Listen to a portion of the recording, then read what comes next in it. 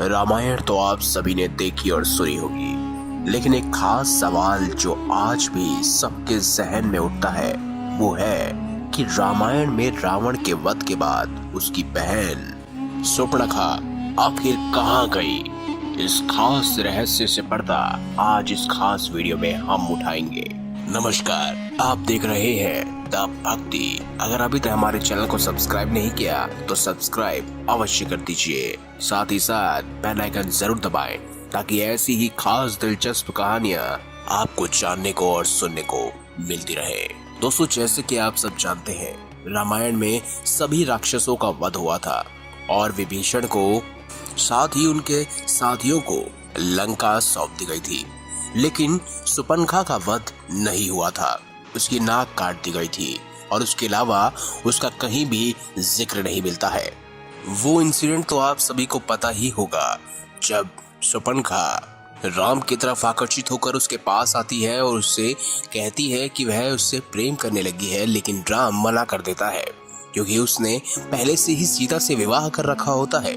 और ऐसे में लक्ष्मण और सुपर्णखा के बीच में विवाद हो जाता है, जिसके बाद लक्ष्मण सुपर्णखा की नाक काट देता है और इसी आक्रोश में आकर वह रावण के पास जाकर यह सब कुछ वाक्य बताती है, जिसके बाद ही सीता हरण होता है।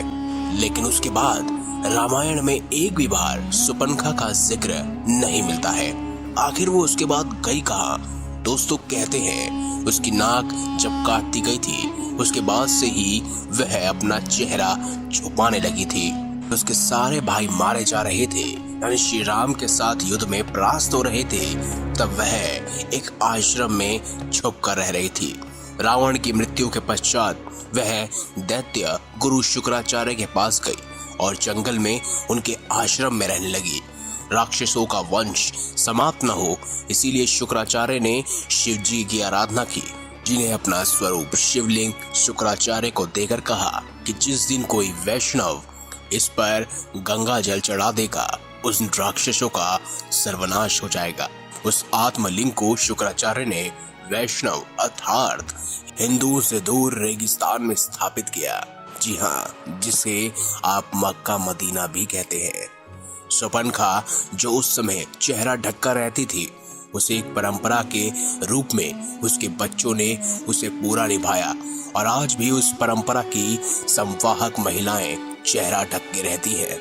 दोस्तों, अगर इतिहास की माने और साथ ही साथ हमारे धर्म ग्रंथों की बात की जाए, यानी शुक्राचार्य ग्रंथ की बात की जाए, तो सुपर्णखा के वंशज कालांतर में अब्राहिम धर्म के अनुयायी हैं। दैत्यों के जीवनदान के फलस्वरूप को अनुयायी शुक्रवार को विशेष महत्व मानते हैं। इसमें दोस्तों आपका क्या मानना है कि सच में सुपर्णखा आज अरब देश में रहती है, यानी कि उसके वंशज आज अरब देश में रहते हैं? इस बात पर अपनी टिप्पणी अवश्य कमेंट बॉक्स में दीजिएगा। और अगर आपको वीडियो अच्छी लगी हो तो वीडियो लाइक करें, हमारे चैनल को सब्सक्राइब करें और ज्यादा से ज्यादा शेयर अवश्य करें। धन्यवाद।